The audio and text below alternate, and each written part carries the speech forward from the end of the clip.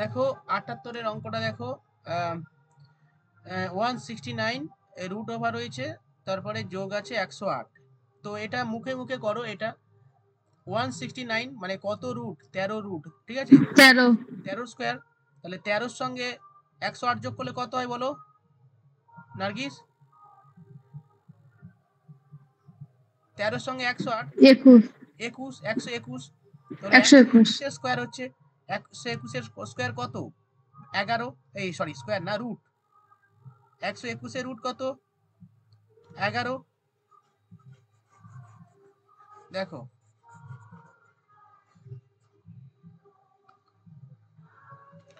108 আছে, 108 আছে প্লাস হচ্ছে 13 হলো, 13 মানে 169 এর রুট 13 হবে। তো 13 আর 108 যোগ করলে কত হবে? 121। কিন্তু মাথায় এরকম রুট আছে, দেখো 121 এর রুট আছে মানে কি 11। ওকে, তো এবার আমরা কি করব? দেখো 11 আছে, তার মানে হচ্ছে 38 প্লাস 11 হলো, কারণ এটা তো আমরা পুরো রুট করে দিলাম।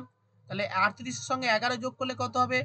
49। 49 হ্যাঁ, 149 49। কিন্তু তার 49 এর মাথায় দেখো এইরকম রুট আছে, তার মানে 7 7 7 49। ওকে, তার মানে এটা হয়ে গেল 7। তো 7 হয়ে গেল, এটা তো উঠে গেল, প্লাস চিহ্ন আছে 57। তাহলে 57 প্লাস 7 কত হয়? 64। ওকে, তারপরে দেখো 64 রুট 8 রয়েছে, তার মানে 8 8 64, 8 প্লাস আবার রয়েছে, এটা তো উঠে গেল, এই রুটটা উঠে গেল। 8 প্লাস 8 মানে কি 16। আবার দেখো মাথায় আছে রুট আছে, তার মানে 16 মানে 4 এর রুট, 4 স্কোয়ার 16, এরকম 16 আছে মানে 4। বলো, বোঝা গেল? হ্যাঁ স্যার। ওকে, আচ্ছা এবার দেখো 77-এর অঙ্ক। 10% ছাড় দেওয়ার পরে একটি কলমের দাম 45 টাকা হয়, তাহলে কলমটির ধার্য মূল্য কত? ওকে, মার্ক প্রাইস চেয়েছে, তাহলে মার্ক প্রাইস চেয়েছে মানে 10% ছাড় দিয়েছে, তাহলে 10% ছাড় দিলে কত হচ্ছে দেখো।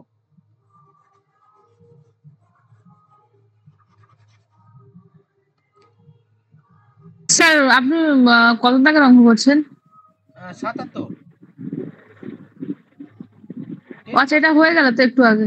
হ্যাঁ, এটা হয়ে গেল, কিন্তু এই একটু রেকর্ডটা করা হয়নি, একটু রেকর্ডটা করে দিই, এই কয়েকটা তাড়াতাড়ি করে দিয়ে রেকর্ডটা একটু করে দিই, বুঝলে?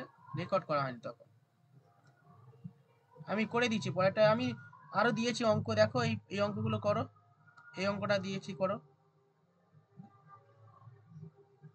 ঠিক আছে? আমি এই তৎক্ষণ এগুলো করে দিই। দেখো 10% ছাড় দেওয়ার পরে একটি কলমের দাম 45 টাকা হয়, তাহলে ধার্য মূল্য কত? তো 10% ছাড় দিয়েছে, তো লেখো 90/100 সমান সমান 90/100। এ ভাই কি হলো? শূন্য শূন্য কেটে গেল, 9x/10 সমান সমান 45। অতএব x/1 সমান সমান 45/9 ইন্টু এই 10টা উপরে উঠে যাবে, 5 লং 45, অর্থাৎ 5 10 50। ধার্য মূল্য কত? 50 টাকা।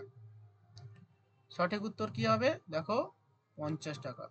ঠিক আছে, চলো। আচ্ছা, এই অঙ্কটা লাস্টে করে দিই, এটা। আচ্ছা চলো করে দিই। একটি বিদ্যালয়ে 70% ছাত্র রয়েছে, ছাত্রী রয়েছে, তাদের মধ্যে 60% গ্রামে থাকে, ঠিক আছে? তো দেখে নাও, শুধু আলাদা করে নিতে হবে কোনটা গ্রামে থাকে কোনটা শহরে থাকে, আলাদা করে নিতে হবে, আর কোনটা বয়েজ এবং কোনটা গার্লস আলাদা করে নিতে হবে। টোটাল পপুলেশন কত? মানে 100 জন একটা বিদ্যালয়ে স্টুডেন্ট আছে। ওকে, তার মধ্যে গার্লস রয়েছে কত? বালিকা রয়েছে 70%, তার মানে বয়েজ আছে কত? 30%। হ্যাঁ স্যার। এবার বলছে 30% মধ্যে 60% কি আছে? গ্রামে থাকে, এটাই বলেছি দেখো, তাদের মধ্যে 60% ছাত্রী গ্রামে থাকে, ছাত্রী। ওকে, তার মানে 60% গার্লস থাকে, কি থাকে, কোথায় থাকে? গ্রামে থাকে। 60% দেখো, শূন্য শূন্য কাটো, 6 7 42, গ্রামে থাকে 6 7 42 জন গ্রামে থাকে। ওকে, এবারে বয়েসের মধ্যে কি বলছে? বয়েজের মধ্যে বলছি ছাত্রদের মধ্যে 2/3 অংশ শহরে বাস করে, ঠিক আছে? তাহলে 2/3 অংশ যদি শহরে বাস করে, তাহলে গ্রামে বাস করে কত? 1/3 অংশ। 3 ভাগের মধ্যে 2 ভাগ কি আছে? শহরে থাকে। তার মানে 1 ভাগ, 3 ভাগের মধ্যে 1 ভাগ কি আছে? গ্রামে আছে। তাহলে সেটাই আমি লিখলাম, দেখো 1/3 অংশ কি থাকে? এর 1/3 অংশ গ্রামে থাকে। তাহলে 10 জন গ্রামে থাকে, 10 জন গ্রামে থাকে। গ্রামে কেন আমি বের করছি? কারণ হচ্ছে গ্রামে টোটাল কতজন থাকে সেটাই পার্সেন্টেজ বের করতে বলেছি। তাহলে টোটাল এখানে 42 জন, আর ছাত্রদের মধ্যে 10 জন, তাহলে টোটাল নাম্বার অফ স্টুডেন্ট যারা কিনা ভিলেজে থাকে কতজন হলো? 52 জন হলো। ওকে, 52 জনের মধ্যে এবারে পার্সেন্টেজ চেয়েছি। দেখো এখানে কি বলছে, বলছে ওই বিদ্যালয়ে গ্রামে থাকা ছাত্রছাত্রীর ভগ্নাংশ কত। তাহলে গ্রামে থাকা ছাত্রছাত্রীর ভগ্নাংশ, তাহলে গ্রামে 52 জন আছে, কত জনের মধ্যে? 100 জনের মধ্যে। তাহলে 100 জনের মধ্যে গ্রামে আছে 52 জন। কাটাকুটি করো, 4 13 52, 4 25 অংশ। ওকে, 13/25 উত্তর হবে। সঠিক উত্তর এটাই, 13/25, অপশন ডি। ওকে, চলো নেক্সট। 4 অঙ্কের ক্ষুদ্রতম পূর্ণবর্গ সংখ্যা কত? 4 অঙ্কের স্যার ক্ষুদ্রতম, আমি বলো। স্যার ওয়েদার খুব খারাপ করছে তো আমি লেফট হব, বিদ্যুৎ চমকাচ্ছে, খুব বৃষ্টি হচ্ছে। আচ্ছা, তোমাদের ওখানে তো আলিপুরে সব থেকে বেশি বৃষ্টিপাত হয় না? হ্যাঁ, এখন বৃষ্টিপাত হচ্ছে, ভালো। হ্যাঁ, ঠিক আছে, আলিপুর পশ্চিমবঙ্গের সব থেকে সর্বাধিক বৃষ্টিপাত যুক্ত অঞ্চল, জানো তো? বক্সা দুয়ার। আলিপুরের বক্সাদুয়ার। আলিপুরে নয়, আলিপুর দুয়ার বলুন। আলিপুর বলতে কোথাকে বোঝায়? আলিপুরে, আলিপুর দুয়ার, আলিপুর মানে আমাদের এখানে, আমাদের সদর দপ্তর আলিপুর। এবারে হচ্ছে আলিপুর দুয়ার, ঠিক আছে। আলিপুর মানে তোমরা এটা কেউ চেনো, মানে আলিপুর এটা জানো? আমাদের এখানে আলিপুর আছে। আলিপুর চিড়িয়াখানা জানবো না? ও হ্যাঁ, ঠিক ঠিক।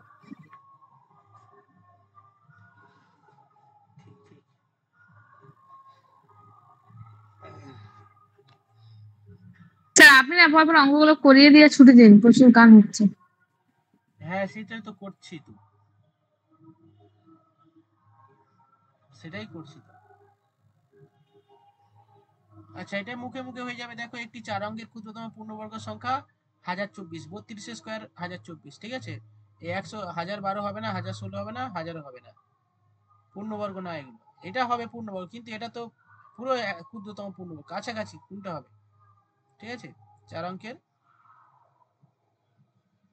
বলছে 5000 এর সঙ্গে কোন ক্ষুদ্রতম সংখ্যা যোগ করলে যোগফল এত দ্বারা বিভাজ্য হবে? তো 10 12 16 লসাগু করবে, লসাগু করে যেটা কম পড়বে সেটা অ্যাড করতে হবে, ঠিক আছে?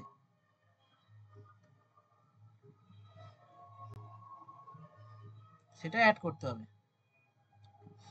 পারে না, এতক্ষণ পরে এলো, মনে হচ্ছে ঘুমিয়ে পড়েছিলে নাকি? না স্যার, শ্বশুর বাড়িতে আছি তো, তো এখন বুঝতেই পারছেন কাজের চাপে একটু। আচ্ছা আচ্ছা, হ্যাঁ হ্যাঁ, ঠিক আছে। অঙ্ক দিয়েছি, করছে সবাই, তো তুমি করো। আর এইগুলো হয়ে গেছে, আমি জাস্ট একটু রেকর্ডিং এর জন্য আমি আবার রিপিট করেছি। গ্রুপে গ্রুপে অঙ্ক দিয়েছেন তো স্যার? হ্যাঁ, গ্রুপে অঙ্ক দিয়েছি, এগুলো করো। দেখো লাস্টেরটা?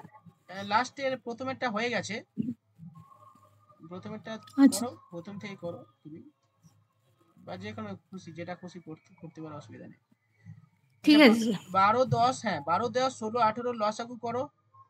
লসাগু কত হবে? 12 10 16 আর 18 লসাগু। 2 6 দুগুণে 12, 5 দুগুণে 10, 8 দুগুণে 16, 9 দুগুণে 18। 3 খালে 3 5 4, 3 তিরিকে 9, 2 খালে 5, বসে গেল 2 দুগুণে 4 3, ঠিক আছে। 6 10 6, এই সরি, এটা 4 হবে, এইটা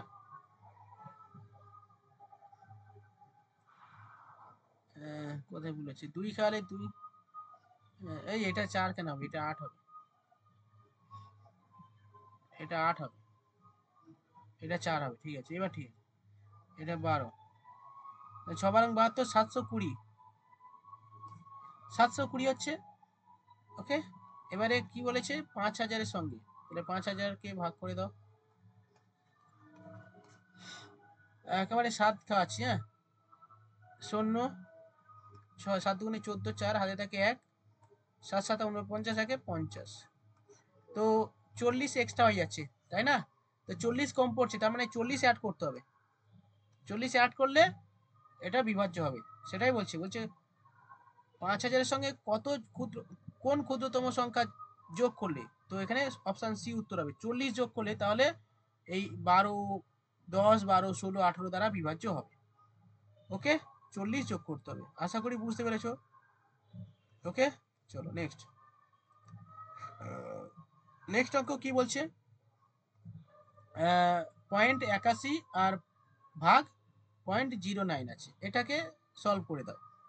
এটা একটা সিম্পলিফিকেশন, ছোট সিম্পলিফিকেশন, সহজ, কিছুই নেই, জাস্ট পয়েন্টগুলো একটু তুলে দাও, দিয়ে কাটাকুটি করো, উত্তর হয়ে যাবে। কিছুই নেই এই অঙ্কে, ঠিক আছে? এই অঙ্কগুলো সব থেকে সিম্পলিফিকেশন অনেক কঠিন আছে, এটা তো সব থেকে সহজ। তো পয়েন্ট কি আছে? 0.9 আছে,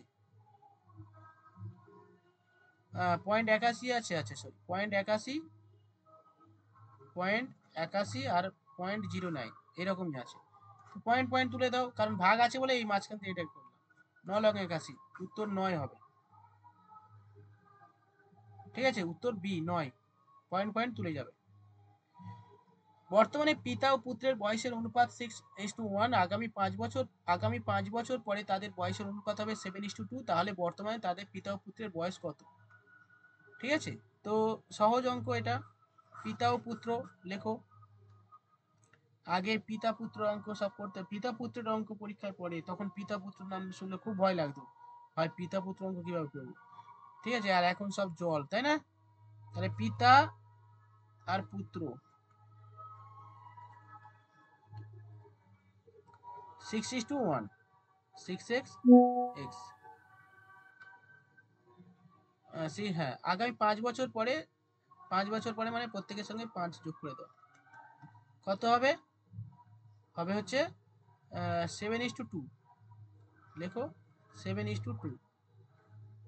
6 দুগুণে 12 x প্লাস 5 দুগুণে 10 অন্য 7x প্লাস 5 7 35।